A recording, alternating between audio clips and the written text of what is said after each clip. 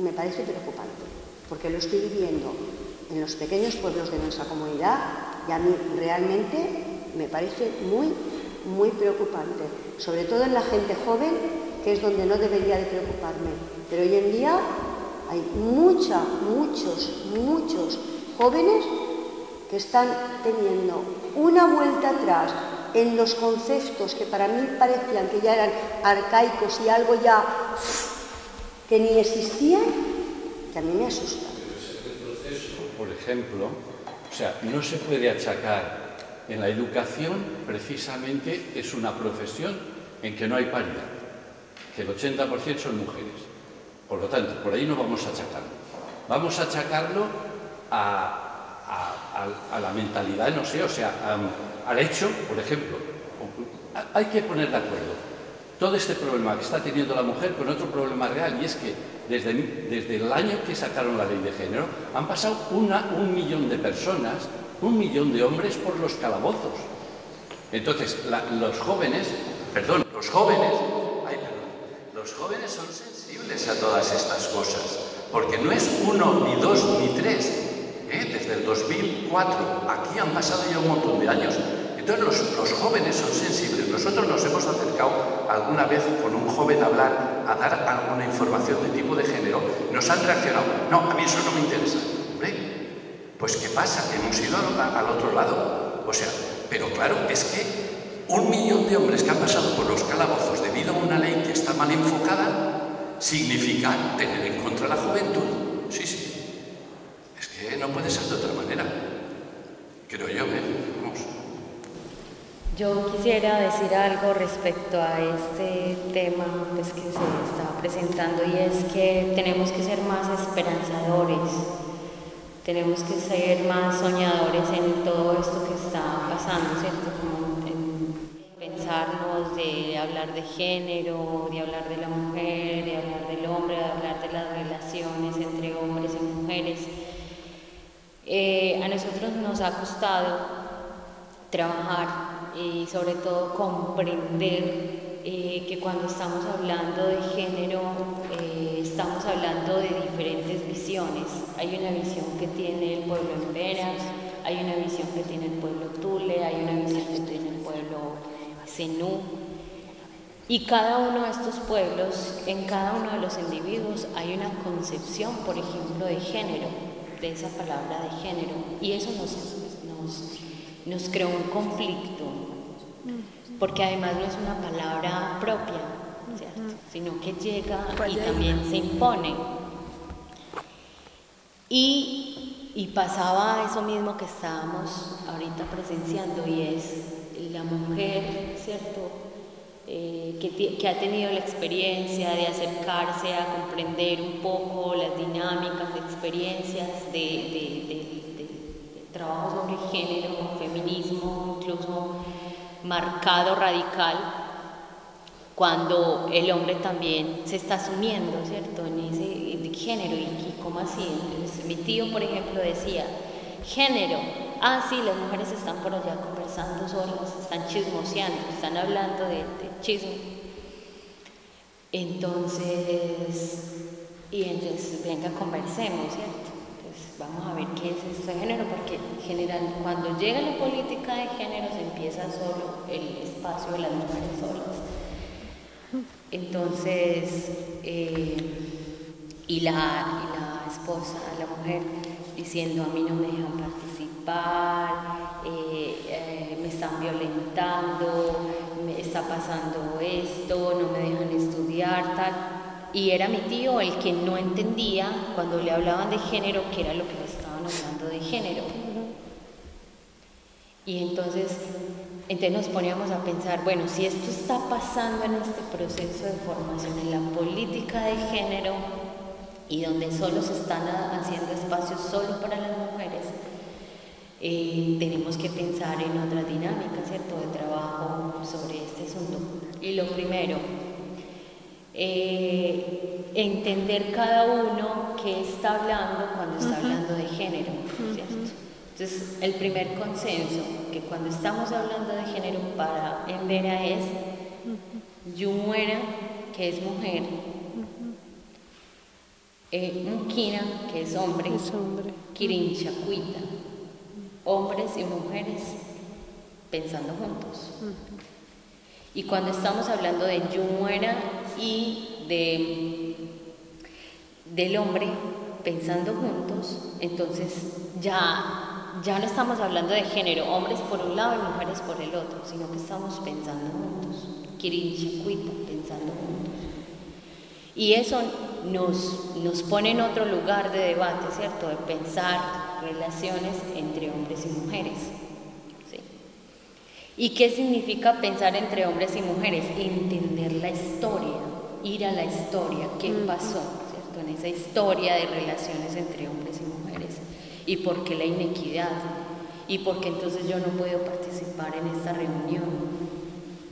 Pero ¿cómo llega la organización? ¿Cómo llegamos nosotros a organizarnos, por ejemplo? ¿Y por qué solo con los hombres? Porque quienes llegan también a las comunidades solo convocando, digamos, a los hombres, y son otros escenarios que se presentan históricos de quien aprende a leer y a escribir. Entender toda esa historia puso, por ejemplo, a mi tío en otro lugar. Y a decir, es que cuando estamos hablando de género es hombres y mujeres pensando juntos. Y ya él en este momento tiene otra actitud para trabajar. E incluso dijo, yo quisiera, por ejemplo, que a mí a esas reuniones de género me invitaran.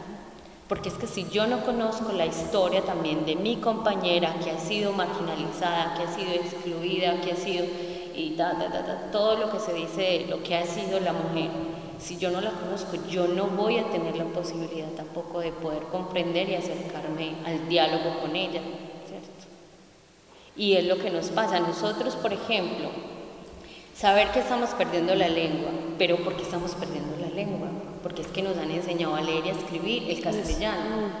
Solo comprender eso, solo comprender que estamos perdiendo la lengua porque nos han impuesto el castellano y aprender a leer y a escribir el castellano, a nosotros nos pone en otro lugar y es, estamos perdiendo la lengua por esto, ¿cierto? Entonces, ¿qué conciencia es la que tenemos que tener ahorita? El trabajo para la revitalización de la lengua.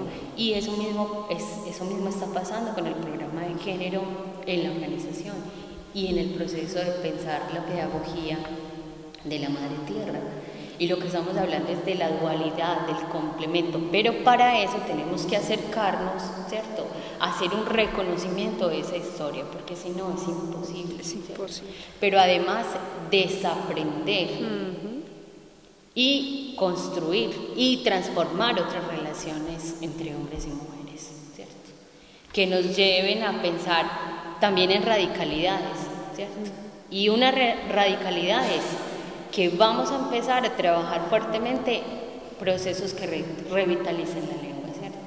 Entonces eso es una radicalidad, pero que se pone en común, ¿cierto? Porque todos estamos sintiendo que estamos perdiendo la lengua y eso es algo que ponemos en común y que nos une al hombre y a la mujer.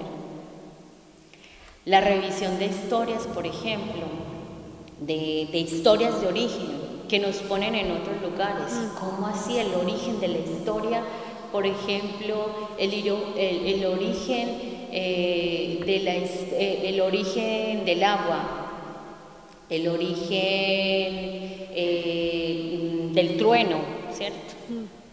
Y cuando nos vamos a dar cuenta de esa historia del origen que era un Dios, ¿cierto?, que no es el Dios de nosotros, sino otro Dios, ¿cierto?, evangelizador, pues esto nos lleva a la historia de pensarnos en cómo nos imponen también un Dios. Y eso obedece, ¿cómo así que un Dios? Pero si era una diosa. ¿Sí? Si era una diosa, entonces nos ponen unas dinámicas de pensar, ¿no es cierto?, de que eso obedece a esos procesos históricos por los que han pasado los pueblos indígenas y que en esa conversación tenemos que aprender y desaprender, ¿cierto? Y que bueno, y que seguimos trabajando y que seguiremos en esa discusión, pero a lo que llamamos a la esperanza, al sueño, a la construcción, ¿cierto?, más que que conversemos aquí, que no pase nada, ¿cierto? Incluso en el corazón de las personas que están aquí. Pues si us sembla, per anar acabant, donem l'última paraula i tanquem perquè s'han fet quasi les 10 de la nit. Una cosa, agradecer a las 3 hermanas que están delante, porque son distintas formas de ver el mundo. A mí me ha gustado muchísimo, por ejemplo, a la compañera aquí de Valencia escucharle, porque generalmente pensamos que el patriarcado o que el machismo solamente está en el sur y que aquí se ha avanzado mucho, ¿no? Es algo un discurso que nos han querido vender y mucha gente se lo ha creído. Y no es así. Hay mucho que hacer, y especialmente en los movimientos que entre comillas se consideran de izquierdas, anticapitalistas, pero no son movimientos que hablan de la despatriarcalización, no son movimientos que se cuestionan el machismo, micromachismos que hay en todos estos grupos, ¿no? Y si queremos cambiar la situación y luchar con el capitalismo, tenemos que empezar también a repensar y cómo deconstruimos y cómo luchamos contra el patriarcado. Y a las hermanas también me ha encantado mucho porque son distintas realidades. Los pueblos indígenas han resumido muy bien cómo la lucha continúa, ¿no? Pero también seguir cuestionando nuestras cosmovisiones, que también hay muchas de nuestras costumbres que hay que desechar, hay que cuestionar, ¿no? Porque también muchas de ellas son machistas y que nos han dejado en un plano invisible. Y también quería comentar que también en nuestros pueblos indígenas hay muchas identidades, que no hay dos, solamente hombre y mujer, que por ahí tendría que empezar a deconstruir esta palabra de género. Han cometido un error las organizaciones que trabajan con perspectiva de género. Nos han impuesto esa palabra y han hecho ver o género mujer, porque hay que hacer empoderamiento de mujeres y que los hombres no se deconstruyan, o solamente necesitan hombres y mujeres. Ha hecho mucho daño esa palabra, porque claro, la palabra llega y nos imponen cosas. Hay comunidades que tienen 3 identidades, hay comunidades que tienen indígenas 13 identidades, ¿no? Y aquí seguimos hablando de hombres y mujeres, primer mundo, donde sea, se sigue hablando, se siguen visibilizando otras formas de ser en el mundo, otras formas de entender y estar en el mundo, ¿no? Me parece interesante ese camino, ¿no? A la reflexión, a deconstruirnos, construirnos, estemos en cualquier parte del mundo, pertenezcamos a distintas... No vamos a volvernos a ver muy pronto de físico, pero de pronto espiritualmente sí. Es decir, complementando a mi hermana y mi otra hermana, es que tenemos que construir conjuntamente y tenemos que partir de la transformación de nosotros mismos, desde el corazón de cada uno. Es decir, que hay muchas prácticas que se han aprendido de la cultura, que no son prácticas ancestrales, como dice la compañera, hay muchísimas, hay una diversidad, por eso somos pueblos diversos y somos ricos en diversidad, que es diría que es la fuerza que hay en este momento, la forma de ver el mundo, las propuestas de vida, la forma como nos entendemos, pero en eso rápidamente decirles que yo en un momento pensé que solamente eran las mujeres que teníamos que pensar de un problema social, como la situación que pasa con las mujeres. Pero en el camino fui entendiendo que el tema que pasa con las mujeres, que pasa con la familia, que pasa en la sociedad, no es solamente de nosotras, sino que es de la sociedad. Y en esa medida, pues hay que sensibilizarnos todos. Pero antes de la sensibilización, nosotros, creo personalmente, que hay que sanarse uno. Y sanarse significa que yo tengo que escuchar al otro, que tengo que reconocer que el otro tiene que aportar y en esa medida ir transformando. Y yo creo que el primer círculo, como decimos nosotros, somos nosotros, la persona, y cómo allí nos ligamos a la familia y cómo de la familia nos ligamos a la comunidad.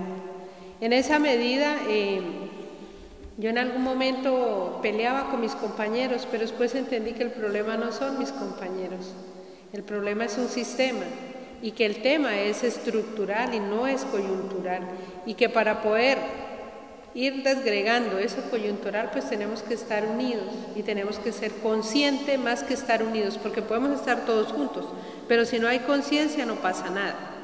pero si hay conciencia pasan muchas cosas. Entonces, en esa medida, pues hemos utilizado varias estrategias, pero yo estoy de acuerdo que hay que seguir caminando y hay que seguir pensando y que juntos vamos a poder avanzar. Y yo también estaría de acuerdo en cierta medida con lo que plantea la reflexión y la crítica, que hay que revisar los enfoques. Los enfoques es muy importante revisarlos para saber hacia dónde caminamos, o sea, qué perseguimos y qué queremos con lo que hacemos. O sea, qué esperamos que pase después de que, por ejemplo, hacen una formación de promotores en género, ¿sí? Nosotros hemos tenido que luchar con los términos, con los enfoques, con todas esas. En este momento, sobre todo en el Consejo Regional Indígena, los debates se dan en asamblea sobre las situaciones que suceden en la familia, con las mujeres, con los mayores, con todo eso. Y para finalizar, nosotros en una revisión que hicimos comunitaria, detectamos que los hombres también tienen violencias intrafamiliares y que por el hecho de ser hombres nunca dicen nada. Entonces es una cosa que está ahí callada porque al hombre le han enseñado que no llora, que no es cobarde, que no tiene que decir nada. Entonces también se encuentran esas otras situaciones y eso nos ha servido pues para decir, ojo, aquí también no es irse al extremo, ¿no? Hay que ir por el camino del medio sin irse para un lado ni el otro, sino el equilibrio, o sea que deben haber energías equilibradas, que es lo que nos permite la armonía. Entonces en esa medida pues hemos ido caminando, hay muchas realidades, pero digo, falta muchísimo, y como dice nuestra hermana, hay que incorporar otras cosas que se están invisibilizando. Lo que pasa es que los pueblos, como dice mi compañera, nos han puesto a hablar en términos prestados. Y si revisamos en los idiomas no vamos a encontrar género, no vamos a encontrar machismo, no vamos a encontrar patriarcado, vamos a encontrar enfermedad, desequilibrio y una serie de cosas. Entonces, bueno, pero es un poco como para entendernos y acercarnos que hemos utilizado estos términos, ¿no? Y hemos encontrado, por ejemplo, que la energía femenina sin la masculina realmente no puede ser complemento. Y otras energías y otras formas tampoco, entonces, porque siempre hay unas energías que se complementan con otras y que si eso no es complemento, pues tampoco van a poder estar allí juntas, va a haber en algún momento que se van a dispersar. Pero bueno, son varias situaciones y yo diría eso, ¿no? Nos queda algo que es cada uno de nosotros revisarnos ese adentro que tenemos y mirar cómo podemos aportar a estas grandes luchas, que sea desde las mujeres, sino que históricamente usted revisa, las mujeres han venido luchando, y que lo que han luchado las mujeres no son para las mujeres, es para una sociedad y es para la vida de todos. Entonces de pronto esos son los reclamos, no reclamos o las posturas que hay en algún momento, que se dice, bueno, nosotras siempre estamos allí, ojo, hay que tener cuidado con eso, pero también tenemos que estar abiertas a las críticas y de las críticas también, con ojo crítico decimos en Colombia, pues también revisar algunas cosas, que no es nada está acabado, todo estamos construyendo y nos morimos y seguiremos construyendo. Eso simplemente para hacer el cierre y agradecer mucho, yo por lo menos hasta aquí vengo a escuchar otra opción de lo que pasa realmente con las mujeres y bueno, para eso estamos, ¿no? Para compartir y para mirar cómo nos retroalimentamos. Gracias.